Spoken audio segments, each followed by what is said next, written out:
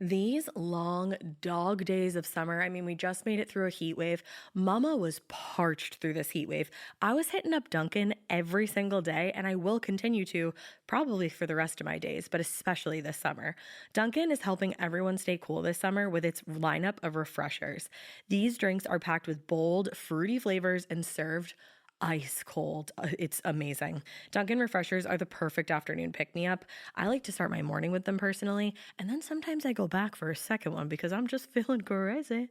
They come in a variety of delicious flavors, including fan favorites mango pineapple and strawberry dragon fruit. And then for a limited time, there's black cherry and there's pink pineapple. I'm going to tell you something right now, and it's a bold claim, let me tell you, but I stand behind it. Pink pineapple will change your life. It is so good. It has me feeling like I'm sitting in a pool, resort side, just living, honey. It's so yummy. Try your favorite flavor with green tea, sparkling water, lemonade, or Dunkin's all-new limeade. I haven't tried the limeade yet, but I'm going to. Usually I get my drinks made with green tea and occasionally lemonade, but I do really like the green tea. Or if you don't want to build your own, try one of Dunkin's curated refreshers like the Cherry Lime Ricky or the Ultimate Pink Daydream. The Cherry Lime Ricky, scrumptious. I could drink like 3 of these a day. They're so freaking yummy.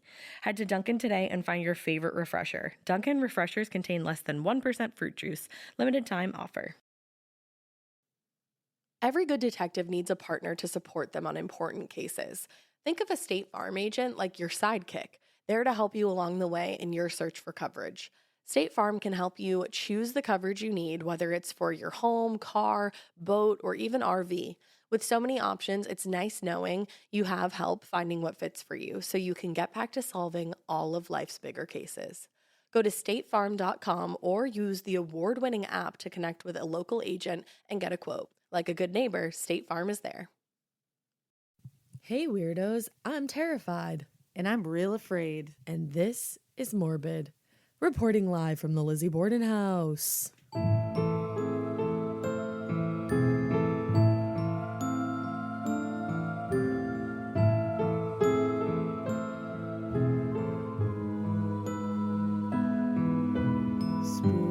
Spook, motherfuckers. Only nice things to say, Liz. That's right. We are coming to you right now from the spookiest place on planet Earth, in my opinion, right now. To be honest with you, I don't think I've ever felt more on edge in my fucking life. Yeah, this is pretty terrible. And the fact that we're going to be talking about the case in the house that it happened is making me feel some type of way. I feel like people are going to get mad, and by people I mean ghosts, and by ghosts I mean please don't come out to play. Yeah, please. We're trying to be real respectful here. So what we are going to do is I am going to try my hardest to call Lizzie Lizbeth. Because that's what she like. Because when she moved out of this house after, spoiler alert, she got acquitted, she went to another house, which we'll talk about in part 2, because this is a 2-parter, guys. Hey. Because there's a lot to cover in the second half. So once she moved out, went to her own house, she didn't want kids coming over and singing that damn nursery rhyme again. Which we're not going to sing. Nope, definitely not. And so she changed her name to Lizbeth, and that's what is on her gravestone right now. Fun fact. So I'm going to try to be respectful of Lizbeth and call her Lizbeth. Because I'm not trying to get eaten alive today. I am not trying to fucking piss off any spirits up in here. It's really cold in this room. It's freezing in here. I'm really not liking this, to be perfectly honest. I feel scared. Shit's going down. Okay, guys? Shit has gone awry. So we just wanted to quickly just go over a few things, like how we felt in this house, what we've seen in the house, and then we felt get into spooked. the case. I've seen spook. First of all, we are staying in like the least it's the room with the least history in it. Straight up used to be a storage closet, which is how we like it. But right now, we are sitting in the sitting room of the Lizzie Borden house, where Andrew Borden, I feel weird saying this because it's exactly where it happened. And I am currently sitting where he got. Andrew Borden got his face smashed in with a hatchet in this room, in this very seat that we are recording in. So, That's awesome, but not at all. yeah, not awesome at all. So far, I gotta say, in the downstairs of this place, I'm not feeling, only in this sitting room am I feeling like somewhat a little bit like, oh, hey, Andrew, what's going on? Everywhere else, I'm kind of like, yeah. I'm okay here, but I don't like that room over there. Yeah. I just like I don't like it. I know, every now and then, and I thought it was just me. Oh, I kept seeing something out of the corner of my eye, and I kept looking over into that sitting room. But then I kept seeing Ash look over into that sitting room too, and now I'm realizing that we're both seeing something out of the corner of our eye. If you're in the sitting room, we come in peace. Please don't touch us. If you're in the sitting room, please stand up. With the real... Nope, never mind. Oh, I just got like whole ass chills. Because I think they knew that you were about to sing Eminem to them. They're pissed about it. I would be too. Actually, no. If somebody sang Eminem to me in the afterlife, I'd be like, "That's my bro. These are my people. We are kin." So basically, what we've seen is, Lizzie and Emma's room has some type of vibe to it for sure. Mm-hmm. I gotta say, the room where Abby was murdered in, the guest room, while it's spooky, it didn't give me like super dark vibes, which I was very surprised No, by. you know where the darkest vibes are? I do. Where nothing happened in the master bedroom. I walked into that room and I don't want to go back up there. I was absolutely freezing and I hated it. That's how I felt. You and I were both like, what is going on in this room? It's Andrew and Abby's bedroom. Like nothing happened there. Nobody was attacked. Nothing. But I'm starting to feel like, and I feel weird saying this out loud, but I'm starting to feel like it's Andrew who has the darkest vibes here when it has to do with Andrew. I don't want you to say that. No, it's true though. Like he's given me some, and you know what? I think he knows he's given dark vibes, so he's probably happy that I'm acknowledging this. He got like wicked goth in the afterlife. He did. He painted his nails black. He's metal as fuck. He is metal as fuck. I'm trying not to swear in here. Oh yeah, because it's Victorian times. Yeah, they'd be like, "Who is this trash bag in my living room? Who is this tart in my living room?" This woman is trash." So yeah, so we definitely felt the worst. What the fuck was that? Dude, what was that? Oh, I want to go home. Did that pick up on the thing? I don't know. I don't see if you guys I don't know if you guys heard that, but it was really loud. I don't. Something literally. It's in that fucking sitting room, man. I don't like. I don't. We have heard like. Can we leave? If you guys didn't hear that, it was a legit, distinct knock, right? Yes. What the fuck? I don't want it. And we keep hearing that. Oh, fuck that. I'm not into that. I don't want to be here. Maybe I said too much about Andrew. I'm sorry, I told Andrew. you not to say. I'm sorry, Andrew. You have light and fluffy vibes, and Now he's gonna absolutely feel slaughter great. you. He's gonna be like, all "Oh, this. you think I'm light and fluffy? You trumpet, you flute, you floozy." Yes. Okay. All right. well, We should woo. probably get into the case so that we can get the fuck out of here. Yeah. There I because- go swearing again. What a chart. What a tart. All right. I'm a Pop-Tart. What? Did you hear that? No. I'm not even kidding you. I What? swear I just heard somebody walking around, Like where? like in the kitchen. Oh. No. Maybe I think that guy upstairs came down a minute ago.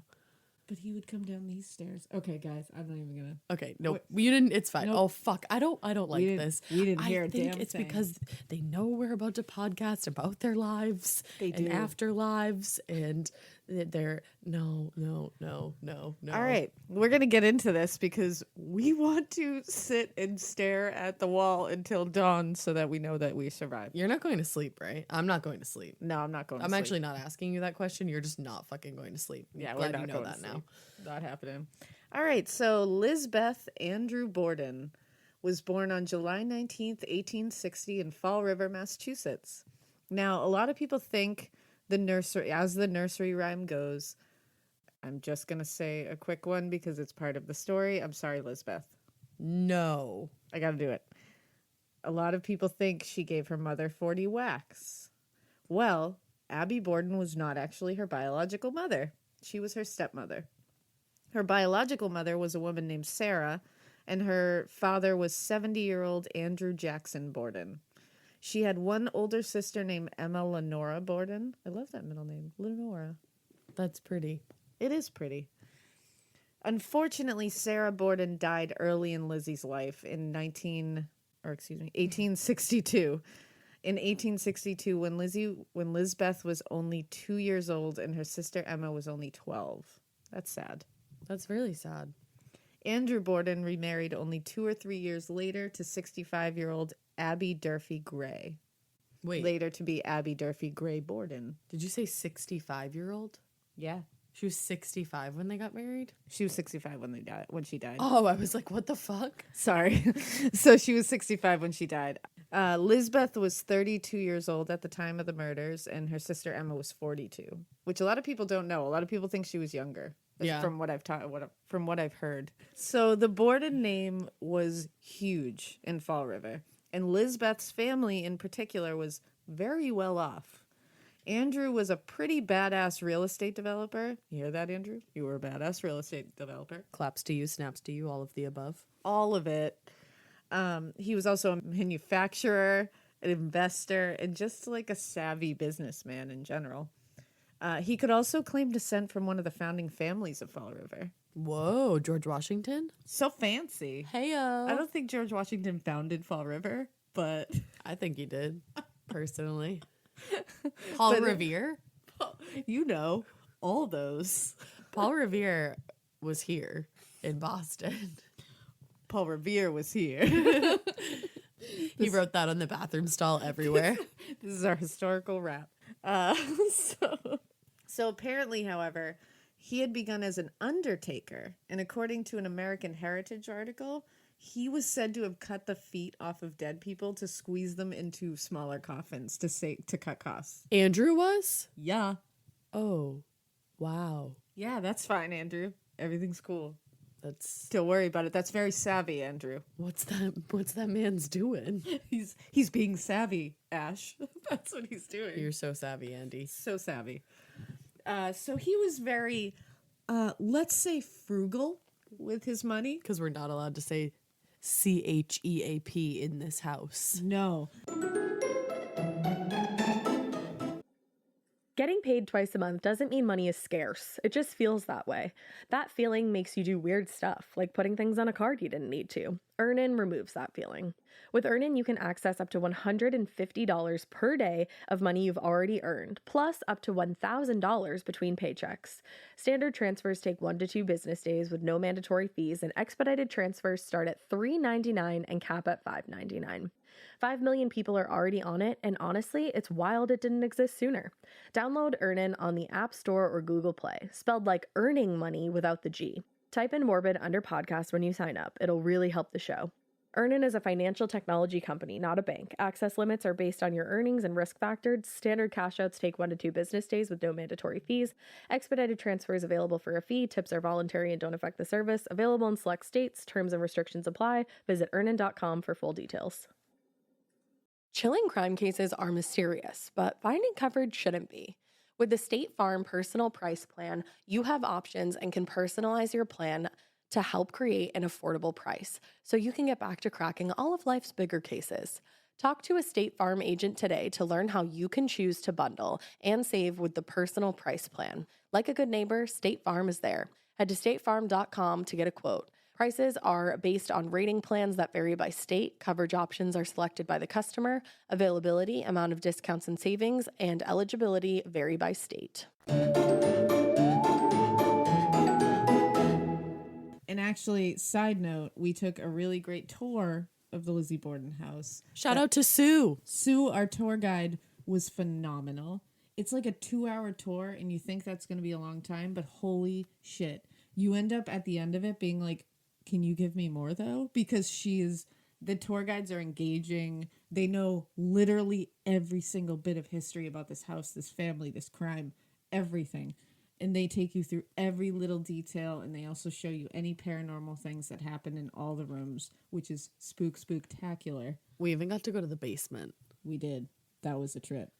And so we want to say we recommend highly coming to the Lizzie Borden house in Fall River because they do an amazing job here. They really do. And it's not even expensive. It's not. And it's worth it because this place is awesome. I mean, you're in a crime scene. It's one of the most famous crime scenes in United States history. So do it. You guys need to come here. That's our little... We're not getting paid for this. We just love the place. Do it. You won't. So the reason I wanted to talk about the tour really quick was that our tour guide Sue said that they like to refer to Andrew as frugal because calling him anything else may make him angry. So we don't want to do that. So he's just frugal, guys. Peace and blessings. Exactly. So frugal old Andrew. He just liked to cut corners a lot in areas of his life to squirrel away his fortune, let's say, because he was worth millions. Also, at the time of the murders, the family had a 26-year-old Irish servant named Bridget Sullivan. And at the time, she had worked for the family for about 3 years and lived in the home. Fun fact about what spirited young ladies Lizbeth and Emma could be at times. They had a previous maid named Maggie, and they didn't feel like it was important to learn Bridget's name, so they just called her Maggie, and she was expected to respond to it. I'm going to go ahead and say it. That's a dick move. Oh, God. I thought you were going to be light about that. Nah, that's a dick move. And I think Lizbeth and Emma both know that. I think, yep, bye. So I'm just saying. Next subject. I'm just saying. Now, like I said, Andrew was known to be somewhat of a miser. He was super rich, but he didn't like to spend it. He kept them in a nice but modest home, where we sit right now, at 92 2nd Street, and was, again, frugal. Their home that we are in right now didn't even have electricity or a bath. Any bathrooms. No bathrooms. No electricity, no running water, which at the time, people had running water and electricity. It was becoming a thing. And he had plenty of resources to have that in his home. But he was like, nah, chop your feet off instead. Exactly. Chop your feet off instead of going to the bathroom. It works exactly the same. Little side note, they do have bathrooms, running water, and electricity in the home right now. So if you come here, you will have a bathroom, you will have electricity, and you will have running water. I'm afraid to go to the bathroom. Yes. Ash and I have decided that we are not going to the bathroom by ourselves. So Do you want to go to the girls' room with me? Yeah, it's going to be one of those joint, field trips together. Ayo. Hey, I'm drinking lots of water, so get ready. I'm not. So this infuriated Lizbeth and Emma. The fact that their father had tons of money and was not willing to spend it on the luxuries of life. Lizbeth especially was really obsessed with living on the Hill, which was the upper class neighborhood in Fall River. That's where all the parties were had, the upper crust parties. That's where all the fancy houses were. That's where all the well-to-do were living. But Andrew wanted to live in the downtown area, which is where this house is right now, because that's where it was right near all his businesses. So he could walk out his front door, like our tour guide said, and he could be right in front of everything he needed to be in to check up on all his businesses. Smart. Very smart, Andrew. As for their relationship with Abby, they were concerned. I think it began fine enough. Like, I don't know if they ever had a super close relationship. The tour guide said that they used to call her mother. Yeah, so I think it was just that's our mother, that's our stepmother. We call her mother. It was copacetic. Yeah, everything was fine.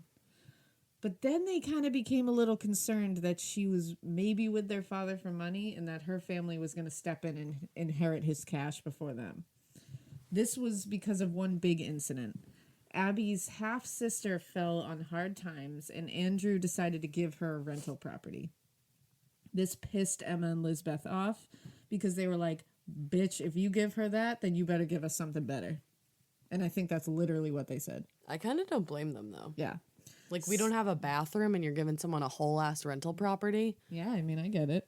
So he did decide to give them a rental property of their own. So nice of you, Andrew.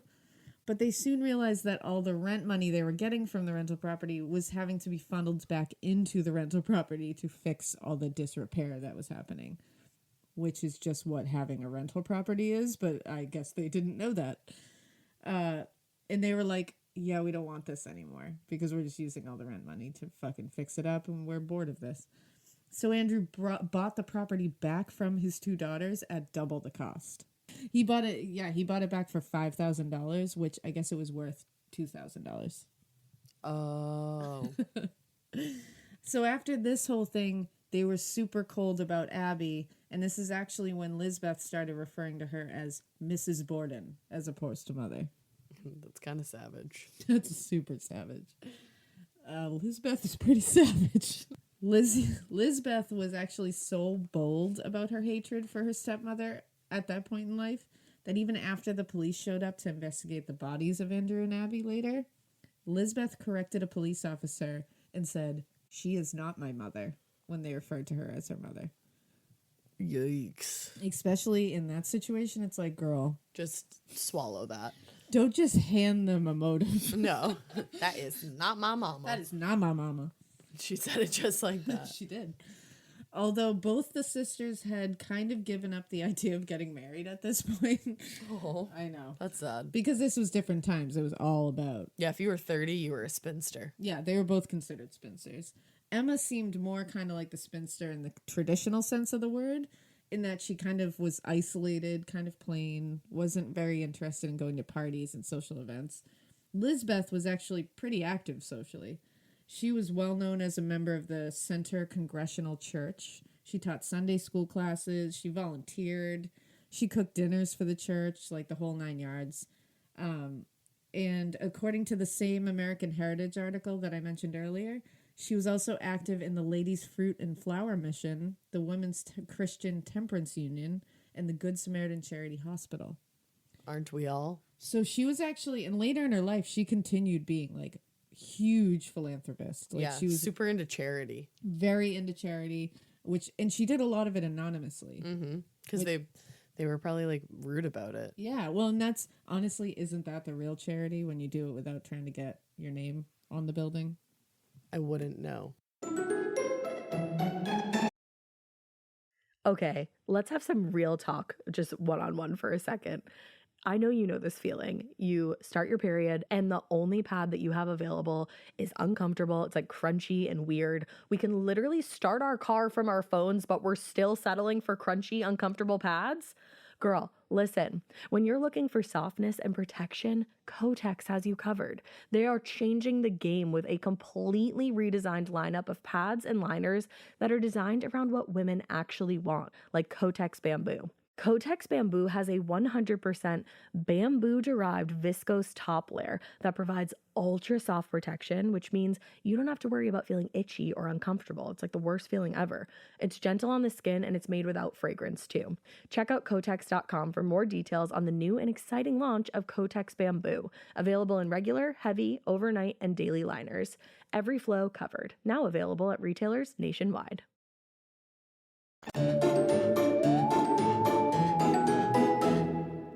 So, and not only was she into all these charity things, but she was also she was ready to find some good, upper crust dude Aren't we all?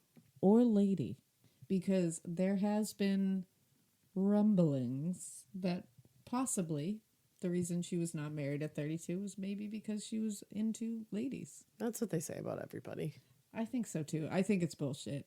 It doesn't matter. I think obviously. it just like adds something to the story. So people are like, she killed her parents and she was a lesbian. That's exactly what I think. I think they were like, oh, let's make this like sound salacious. And I think it's rude of people to judge Lizbeth. That's what I'm saying, Lizbeth. Utmost respect, Lizbeth. Whatever you were doing, do you. Boo. Just don't kill people.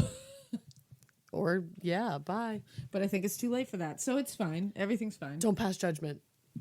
I'm totally passing judgment. So Andrew was not a really super popular dude around Fall River. No? No, he wasn't. He wasn't like this jolly guy that came like tooting out of his house and was just like, hello. Whistling and like tipping his hat at I people. was literally just going to say tipping his hat at everybody and just being like, howdy ho in the morning. Good morrow, sir. Good morrow. No, he wasn't that. No. So on August 2nd, 1892, only 2 days before the murders, the entire family except for Lizbeth and Emma, who was out of town at the time, got violently ill. Abby and Andrew feared that they had been poisoned. Obviously, it's a little odd to assume that you were poisoned instead of being like, maybe we have a stomach bug. But maybe they had reason to believe that they had been poisoned. Exactly. So nobody knows whether they were suspecting anybody in their home of doing this or if they were suspecting people outside of the home to do this. One person said that one thing I read said that they thought that the milk they were getting delivered was possibly being poisoned. Now, one morning after being sick, like violently ill all night, Abby went across the street to the doctor's home and told him the situation. She was like, yo, we're all sick. I think someone's poisoning us. He was like, yeah, dude, you're just eating bad food. Like, chill. That's verbatim what he said. It's like historical transcripts. I was literally going to say it's in the transcripts. It is. So he was like, just fucking stop being so frugal and stop, letting your food go nasty and then still eating it. Like, that's pretty much why you're sick, probably. You're rich. Eat some good shit. Yeah, because I think it was like warmed over fish or something that she said that they had the night before. And, Okay, sis, come on. and he was like, yeah, that's probably it. Well, and I think he was like, I don't even have to use my medical degree for this. Pretty sure you're eating bad food. Like, go home and rest. So he sent her home. August 3rd, the next day, Lizbeth visited her friend Miss Alice Russell. She was a very good friend of Emma's. In the end, she was not. Just putting that out there. Alice Russell later said during a testimony at Lizbeth's trial that Lizzie had told her that she felt something bad was going to happen to the family. I keep seeing shadows in that room. I know, I do too. My eyes keep flicking over there. I don't want to be here. I don't love it. So she was already premonitioning that the day before the murders that something bad might happen to this family, which I'm like, Lizbeth, if you're gonna get some people got, don't go around just being like, I think something bad's gonna happen here. He was reminded me of John Mulaney. I always do John Mulaney. I don't know why my body goes into John Mulaney mode. Maybe you're possessing him. Like, for sure. Do you think John Mulaney goes into full Alaina mode? John Mulaney. That'd be boring. Write in, tell us. Just kidding. Now I want John Mulaney to tell us if he goes into full Alaina mode. He doesn't. He does. So she told Alice Russell, something bad's going to happen to the family.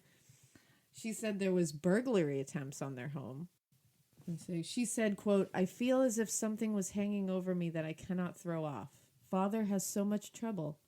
I am afraid somebody will do something. No. It's not good, Lesbeth. That's not good. Not a good murder plan. It's really not. You're not covering your tracks very well so far, girl.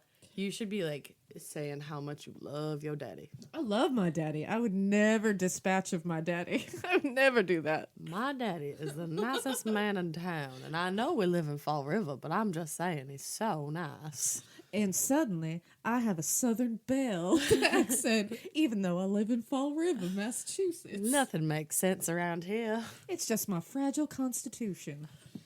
Okay, so...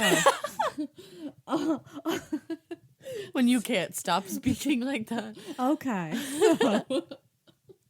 We're slap happy. What time is it? I don't even know. What time is it? It's like 2 a.m. Yeah, it's a time in the middle of the night, guys. So on Thursday morning, August 4th, shit went down in this house. Down, diggy, down, down.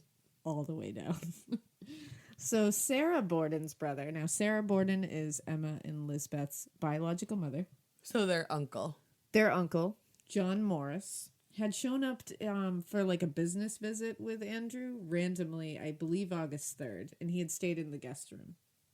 So on August 4th, he had breakfast with them, and then he pieced out to visit relatives in town. Bye. He left before Andrew even left for work, before, he was early riser out of there.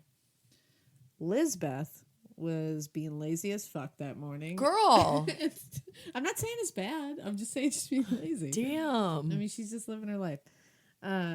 She was a lady of leisure at that point, so, I would be lazy as fuck as well. Oh my God, I can't wait to be a lady of leisure and just be Right? lazy. See, having kids, you can't be a lady of leisure. A lady of leisure. Perhaps I will not do that. Yeah. Maybe I'll be a fucking spinster. There you go. I could chill. Dream big. Thank you. So she didn't make an appearance downstairs until like 9 a.m., which like good for her. That's not even that late. That's super late for me. She told Bridget, the maid, that she was feeling kind of crappy because she was thinking that she was like, contracting that whole shitty illness everybody had. And she wasn't very hungry for breakfast, but she just hung around downstairs. I think she said she was ironing handkerchiefs in the dining room. Okay. As we all do. So Bridget woke up sick like the rest of the family. And she had been fixing breakfast that morning and all that shit. Lizbeth saw that she wasn't feeling well and told her that she should lay down after fixing breakfast. Which That was nice. Very nice of Lizbeth. She probably called her Maggie when she did it, but you win some, you lose some. Nonetheless. Yes. So Bridget did go upstairs and lie down in her third floor bedroom in the attic, which is where our bedroom is, after breakfast was served. So a bit after that, around 9 o'clock, when Lizzie had woken up, Andrew left for work downtown. When he left, Abby went upstairs to the guest room to change the bedding now that Uncle John Morris was gone. Bridget woke up after a little nap, and Abby asked her to wash all the windows downstairs, inside and out. Sounds like a shitty job. Especially, I'm like feeling for poor Bridget, because like she woke up feeling like shit, like sick, puking, and she's like, wash all the windows.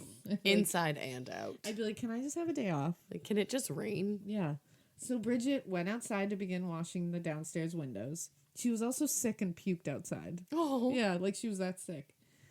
So there are corroborating witnesses for her alibi here, because she also chatted with the maid next door over the fence for a bit during this whole situation. Mm-hmm. So she was also outside. She was outside the whole time.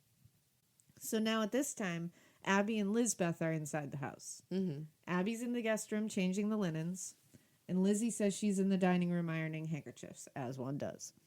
But she also says she never heard a sound, and Abby Borden was over 200 pounds. So when she was murdered in the room right above the dining room, if she fell, which she did, it would have shook the dining room. Which You would have heard something, like a thud. our tour guides confirmed this, because they said they dropped something over 200 pounds in that room, and it literally shook the dining room. Oh, damn. And I think she said it shook every other room unless you were, like, in the basement. Literally. So you would have heard it all over the house, especially in the In their dining room. direct, Right? yeah, they're directly underneath. So Andrew came home from lunch at 11:15.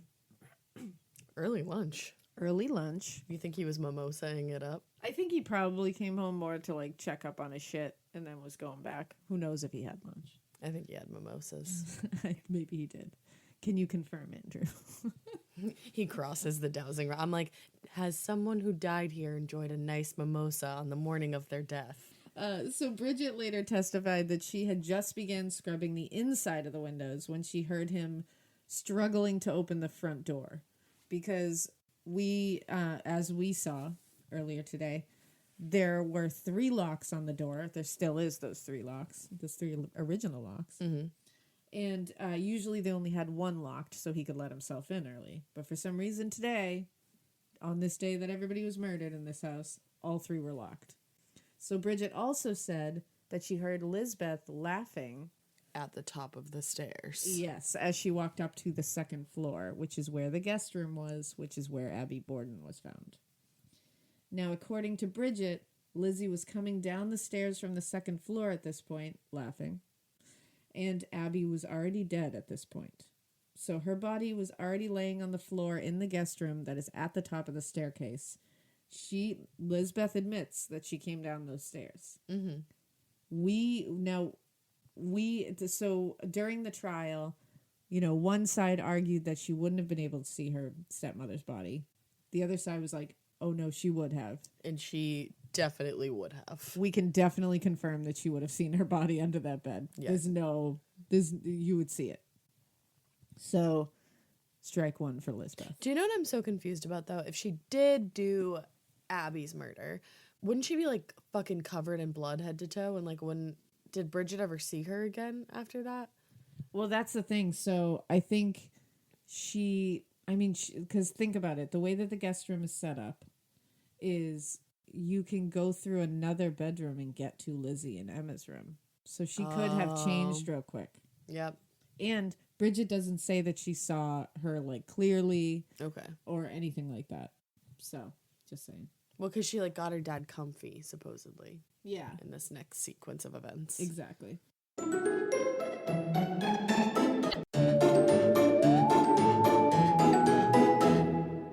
So when she came downstairs, Andrew asked Lisbeth where Abby was. And Bridget told the court later during the trial that Lisbeth said Abby had got a note from a sick friend and was off visiting said sick friend. Now, no sick friend existed and no note was ever found because Abby did not receive a note. Why did Lisbeth say that? To cover her tracks. I'm so sorry. So sorry, Lisbeth, but you were. Now, Andrew laid down on the sofa in the living room where we are sitting right now. Spook. And his intention was to take a nap. Bridget finished cleaning all the windows and she decided to go back into the attic to her room to rest again because she was still not feeling well. At this point, Abby is dead upstairs and has been for a while. Coagulation. Woof. So only minutes later, so Bridget had just put her head on the pillow, and she said she heard Lisbeth calling up the stairs, quote, "Come down quick, father's dead, somebody came in and killed him." Whoa. It's a little weird to already be saying that somebody came in. Exactly. And if they did, why didn't they also kill you? Exactly. And why didn't they steal anything? Exactly. That's all she wrote.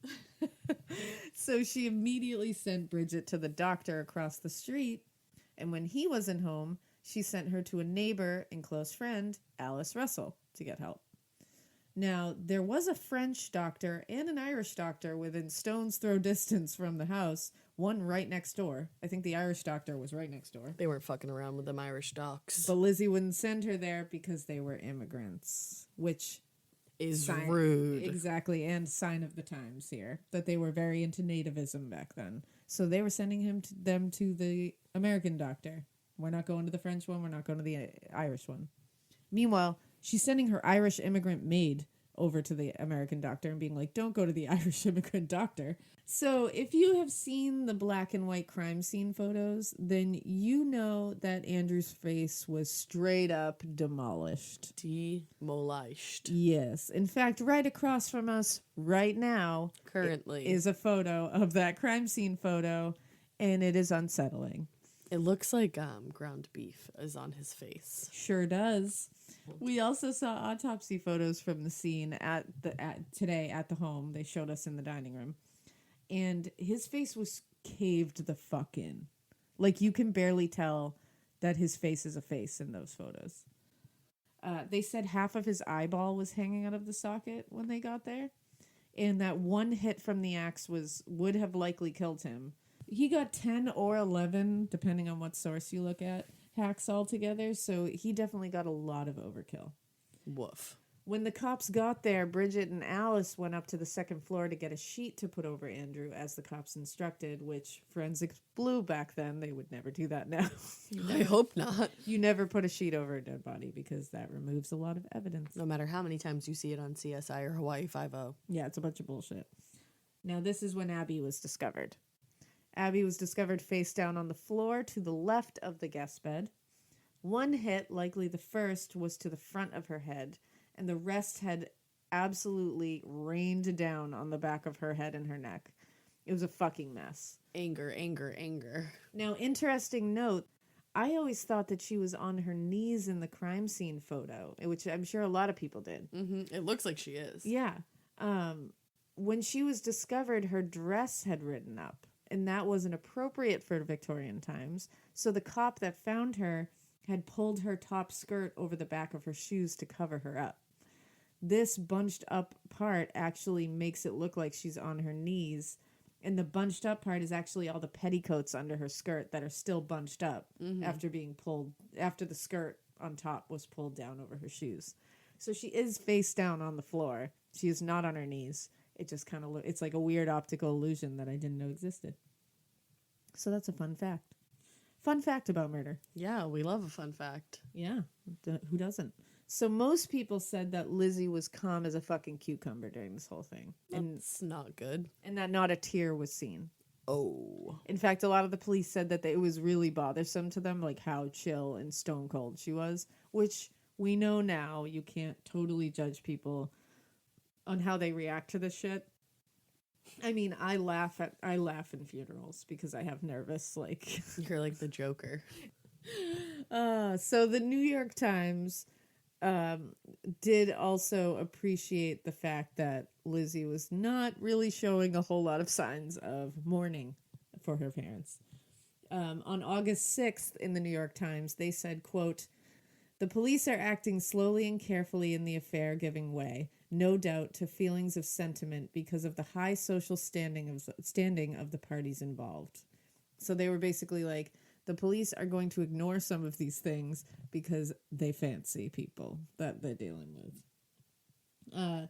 So no search of the Borden house was conducted until 32 hours after the murders. That's no bueno. Yeah, it was a very quick search, but no like thorough search was done until then.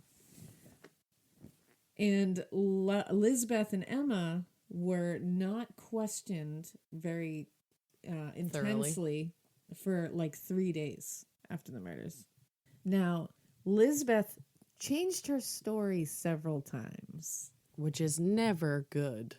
I don't recommend doing that. Stick to your story, but not so well that it sounds rehearsed. Yeah. But also, like, don't kill anyone. Yeah, no, don't. Yeah, don't do it so that you have to have a story. So Lizbeth said she had resumed her ironing of the handkerchiefs after her dad came home. But then she said she went outside of the barn, and she said she was in there because she was looking to make a weight for a fishing line, and she was looking for a piece of something to do that with, which she apparently did go fishing later, or was Had going plans to go fishing. So that does kind of check out as something she would be doing. She also said that she was in the barn looking for a piece of lead to fix a screen. Too many things. Then she just said she was lingering picking pears from the trees outside. Is that why there's fucking pears all over this house? There is pears everywhere in this house. Like the door handles in the kitchen are pears. And there's fake pears in the dining room. Truth. And I think there's also a painting of pears somewhere. Probably. Pears. So none of this can be verified. None of her whereabouts. None of her movements. No one saw her doing any of these things. The family doctor that lived across the street claimed that he prescribed her a double dose of morphine after the crimes. It was to help her calm down, sleep, get through this whole thing. And he said that he thought that would contribute to her changing stories. Does make sense. I think it's just hearsay. Yeah, I think it's him trying to cover up for the family. Now, police also found it odd that she literally never cried. Never Some once. of us just aren't criers. I'm not a crier at all. I said some of us like I'm not a crier. I literally was just going to say, I like how you said some of us. I didn't lump myself in with that. I'm not a crier at all, so I would hate for people to judge me based on whether I cry or not. I've seen Alaina cry once in my entire life. Yeah. And actually, one of the few times I've shed a tear out in the open was because of the James Bulger case, which is why we'll never cover it. I cried yesterday. Well, then another thing that made Lizbeth Did you just hear that? You looked at me. Oh, I know. I was hoping that you didn't hear that too. I was like, you know what? I think my brain is just coming. It up might be with the things. wind because it's a fucking cyclone outside. It is. So if you guys are hearing any weird ambiance outside, it could be just the monsoon that's occurring outside. Or right it could now. be us fucking dying. So Also, the lights flickered several times, and they left us with a bunch of candles because they were like, "Whoops, the electricity might go out." We were all like, what?" I was like, if the electricity goes out, I'm leaving, Alaina. I don't know what you're doing, but I'm leaving. Yeah, because lights lighting all these candles in the middle of the night. Nah, sis. Not feeling it. And she gave us like lanterns. I'm like, I literally looked at her and I go, oh, no, I don't need those because if the power goes out, I'm gone. Like the wind. Fabulous. Gone like the wind. So ignoring that sound that we just heard, then a pharmacist in the neighborhood said that the day before the murders, Lizzie had attempted to purchase prussic acid from him. That's hydrogen cyanide. Oh, chill. What you need that for, Lizbeth? Cooking. Just cooking. 3 men at the pharmacy confirmed that they saw her doing this. I'm just making a new recipe. And, you know, the pharmacist was like, no. Why? Like, she walked up and was like, hey, can I have hydrogen cyanide? And he was like, nah. And that was it. She was like, bummer. Gotta move on to plan B. Do you think she got it somewhere? Because how else was she poisoning them if she, oh my God. Whoa. Potentially was. I don't think she was poisoning them. If she was poisoning them, I don't think she was doing it with hydrogen cyanide. I wonder what she was doing it with if she was. I don't think she was. I think they were all just eating bad food. And they were like, oh, I think we're being poisoned. And then she was like, maybe that's how she got the idea. Oh, that's smart. She was like, oh shit, I could poison your asses. Yeah, she was like, this could be easy as fuck. So then she was like, hey, can I have some hydrogen fucking cyanide? You were about to say peroxide. I was. Got a lot of cuts to clean out around A here. lot of- Oh, fuck. They did. They really did. All right, I'm leaving now. Woof. But I think she was like, let me go get some prussic acid. And she was like, I can just slip this in their food and they'll just keep thinking that they're getting bad food. But then they didn't give it to her. So she was like, plan B, hatchet to the face. Always does it. Always plan B. Does the trick. Now, there wasn't any blood on the clothing she gave to police, but that didn't matter because her best friend Alice, who later did not stay her best friend. I was going to say, not a good best friend. Partially because of this moment right here. Alice told investigators that she had pulled a dress out of the pantry, Lizbeth did, on Sunday morning. And she was like, oh my God, Alice, this dress is covered in paint. What am I going to do? Oh, I know. And she started burning it in the wood stove. Jesus Christ. So Alice was like, you shouldn't do that because your parents got murdered like 4 minutes ago and they don't know who did it and they might be looking at you and that's not going to look good. And there was police like staking up, like watching the house. Literally, like police, right outside the door. Yeah, like in the hallway. Yeah. So she was like, maybe don't do that. Like, Elizabeth, I don't know what to tell you. Now, she just kept burning it. Lizzie was like, yeah, it's too late, Alice. I already started. Well, and after it was done, Alice was like, yo, you shouldn't have done that, girl. Verbatim. Transcript. And Lizbeth was like, well, you should have stopped me. And Alice was like, I fucking tried. And Alice was like, are you trying to get me got too? Like, what are you trying to do here? Are you trying to put me in this whole thing? Because I'm not trying to be here. I'm not trying to be here. So the undertaker for her parents was Mr. James Winward. He and his assistant had prepared the bodies for embalming in the home, where we are right now. Awesome. They were prepared in the dining room, where we will eat breakfast tomorrow morning. Oh, fook. I didn't even think of that. There's these really cool old antique autopsy tables called cooling boards in here. They're hung on the wall in the dining room. I showed them in the live feed, and I'll post a photo on the Instagram when we post the photos for this case. They're really cool, guys. And they used to use these to autopsy in the home. I feel like if I look at your Amazon searches later, you're going to be looking for one. Likely. Or like on an Etsy shop. I literally told John I want to find an antique cooling board and hang it on our wall. And you're worried about play dates with your children. I really am, guys. I'm really worried. That will definitely add to the spook factor of this place. Because my kids are starting to do play dates now, and I was like, oh no. Parents are going to come over my house and be like, why don't we do play dates at our house? Alaina literally has a Dexter poster hanging in her children's playroom. Sure do. You are who you are. I am who I am. And that's all that I am. Popeye. So, Direct quote. direct quote. So one of the things that they would definitely do back then is remove the stomachs straight away for toxicology. And they sent them off to Harvard Medical School for examination. Heyo. Shout out to Harvard.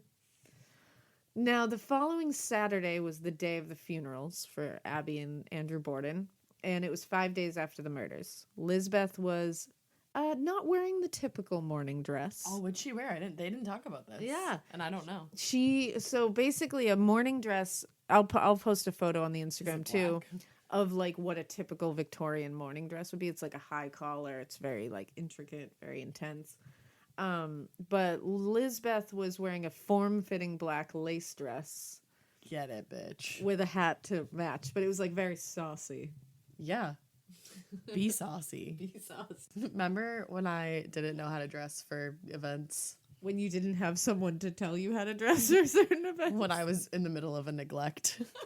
In the middle of being neglected. And I was like, you can wear fishnets to a funeral. Yep. There was a family funeral that when Ash was living with her mother.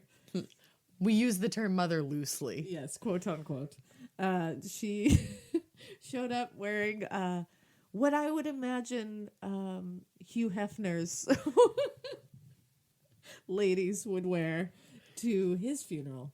And at one point, I believe it was Papa my dad commented that you got to do it in his voice. She looks like the Playboy bunny coming to the old man's funeral waiting for her inheritance. But yeah, it was like full blown like skin tight black dress with fishnets. And at that point I had bleach blonde hair. Bleach blonde hair down to her waist. And bright fucking red lipstick. Yep. I was like, I'm gonna show up. I'm gonna step out to this funeral. Who the fuck did I think I was? Still my favorite thing ever. Pa was probably rolling over in his grave. He was like, who the fuck sent this little girl to my funeral? Get out of here. So yeah, Lizzie was rolling with your vibes. I get it. I get it. But she's not trying to end up on worst dressed lists of She's Us not. Weekly Fall River. She's Us Weekly Fall River. Oh boy. Well, in this time during when the death of a parent occurred, you would typically wear a veil over your face. She was like, I'm not sad about anything. And she did not wear a veil. She was like, I'm smiling through this shit. Well, of course, people around and the newspaper journalists of the time, because they were very well-to-do and well-known family, they all took note of this. It was pretty. So in all the newspapers afterwards, they were like, "Hey, what's Lizzie wearing?" That's all what all of them were talking about. She was seen in color a lot of times after the deaths, which you're supposed to be in mourning for a period of time. Oh no. I'm in mourning all the time. And actually, at her own trial, she wore bright cherry-colored ribbons on her black hats. Fuck yeah. And this is like during the year after her parents' death, and you're supposed to be fully in mourning. And she was wearing like bright red ribbons to the trial. She's like, I'm celebrating this shit. She was like, I'm innocent. As fuck. Now, what's even weirder is even though both of them, both Abby and Andrew, received insane wounds for their murders. I mean, again, Andrew didn't have a face. Mm-hmm. They had an open coffin funeral. Did they really? Yeah, and what they did was they just faced their faces to the other way. Jesus. Like Abby, they just faced her to the part that wasn't as demolished. So that's crazy that they I don't know how they were able to pull that off, but good on them. Now, right after the funeral, they were brought to they were not immediately like put into the ground like they should have been. Maybe that's why the energy here is so bad, because it's like they weren't laid to rest right away. Exactly. And they were brought to a holding tomb near the front entry of the cemetery, and they did another autopsy on the bodies in the ladies' comfort station at the funeral at the graveyard. This was actually done, I believe the second autopsy was done like a week later. So they were like really not laid to rest. They were like left out. Yeah, that's not good. And in that ladies' comfort station during that autopsy, their heads were removed. Yikes. Because they wanted to keep them for trial evidence. So their heads were removed and they were boiled down so that you could see just the skull, so you could see all the wounds into the skull, so they could put the hatchet into it to show that that was the murder weapon. I want to know what unlucky bastard had the job of boiling heads. It's a pretty rough job. I feel like you'd want it. I don't know if I'd want that one. You are fucked up. But boiling heads sounds past my pay grade. Ooh, you fancy, huh? I am fancy. Now, unfortunately, both Emma and Lizbeth did not know that this was happening, which is kind of shitty. So I just heard something. Oh, your face just fucking terrified me. I didn't hear anything. You didn't hear anything? No. Fuck, man. I think I'm just going crazy. So, around this time, Lizbeth's luck ran out. No. So, in a New York Times article on August 11th, it said, Lizzie Borden is under arrest, charged with murdering her father and stepmother last Thursday morning in their home on 2nd Street. She was brought into the 2nd District courtroom about 3 o'clock this afternoon, presumably to give further evidence at the inquest. Miss Borden was accompanied by her sister and Mrs. Brigham. As was the case yesterday, all the proceedings were carried on behind locked doors. So this is where we are going to end. Oh, shit. Part 1 of Lizbeth Borden. And hopefully you get part 2. Because we wanted to end at the arrest, because the trial and the aftermath, there's just a lot to cover that I don't think enough people talk about. So part 2 will be coming in the next couple of days. We will be recording that in my home, so it won't be as spooky. In a green laundry room. It'll be comfort. It'll be slightly spooky because my home was only built like 10 years after this one was. And we record in the maid's quarters, technically. Exactly. So it's going to be pretty spooky, but not nearly as spooky as here. No, I really miss the comfort of the laundry room right now. Right? I feel like my house is like Zen as fuck. Yeah, compared to this shit. So we're going to stop here because I want to get the fuck out of this whole thing and just sit here and pray that we live until morning. Me too. So stay tuned for part 2 of Lizbeth Borden, and we will be posting our live stream when we can so that those of you who missed it can see it. So we hope you keep listening. And we hope you keep it weird. But not so weird that you come to the Lizzie Borden house and you take the tour and you're really freaked out, and then the tour guide is really great, but like you're still pretty scared, and then you sit in the living room recording an episode about Lizzie Borden, trying to be as respectful as you can. I meant to say Lizbeth, and hopefully we make it out alive, so don't keep it that weird. Bye.